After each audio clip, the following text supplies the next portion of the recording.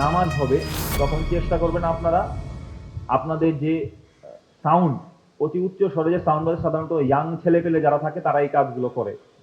পূজা উপলক্ষে পাড়া বা মহল্লার পাশে একটা সাউন্ড স্পিকার দিয়ে জোরে জোরে গান বাজাচ্ছে।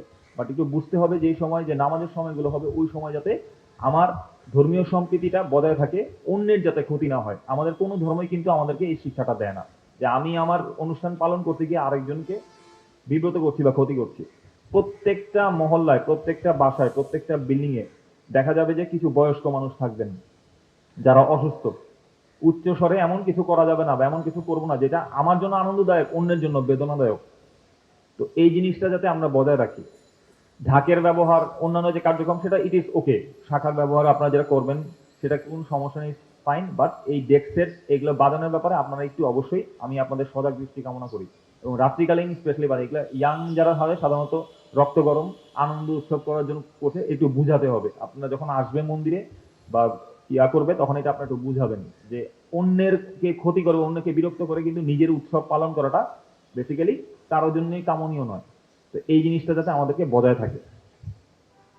মিথ্যা গুজব এবং এই ধরনের জিনিসপত্র এগুলো থাকবেই। মিথ্যা এবং গুজব না থাকলে আপনার এই চলমান সময়ে স্বার্থান্বেষী মহল যারা থাকবে তারা কিন্তু আগাতে পারবে না। এই জন্য করণীয় কি, আপনার যদি ন্যূনতম কোনো ব্যক্তিকে দেখে সন্দেহ হয় যে ওনার চালচলন সন্দেহজনক, ওনার কার্যক্রম সন্দেহজনক, সাথে সাথে আইন শৃঙ্খলা রক্ষাকারী বাহিনীর কাছে ওনাকে হস্তান্তর করুন। কেউ আইনকে নিজের হাতে তুলে নেবেন না।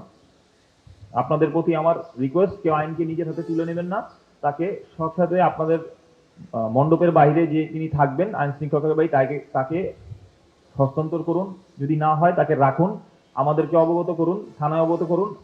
আমি কথা দিচ্ছি আমাদের পৌঁছাতে যতক্ষণ, শুধু ক্যাম্প থেকে পৌঁছাতে যতক্ষণ ততক্ষণ পর্যন্ত হোল্ড করে রাখবেন।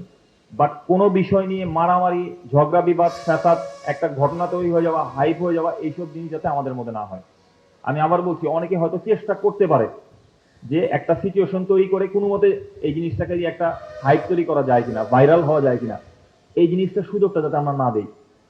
আমরা যদি খারাপ ব্যক্তিকে খারাপ কাজ করার সুযোগ দিই উনি এটা আরো করবেন। কারণ মনে রাখবেন অনেকের জন্য এটা টাকা কামাই করার একটা রাস্তা।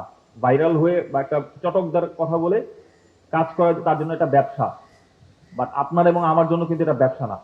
তো সেই জন্য আমরা চেষ্টা করব যে এই ধরনের কার্যবলী করে কেউ যদি চেষ্টা করে কোনো সিচুয়েশন ক্রিয়েট করে আমরা এটাকে আগে ডিফিউজ করে দিব এবং সাথে সাথে তাকে থানায় বা সেনাবাহিনীর কাছে হস্তান্তর করবেন। আমরা আমাদের সিস্টেমে তাকে জিজ্ঞাসাবাদ করে আইন অনুযায়ী যে ব্যবস্থা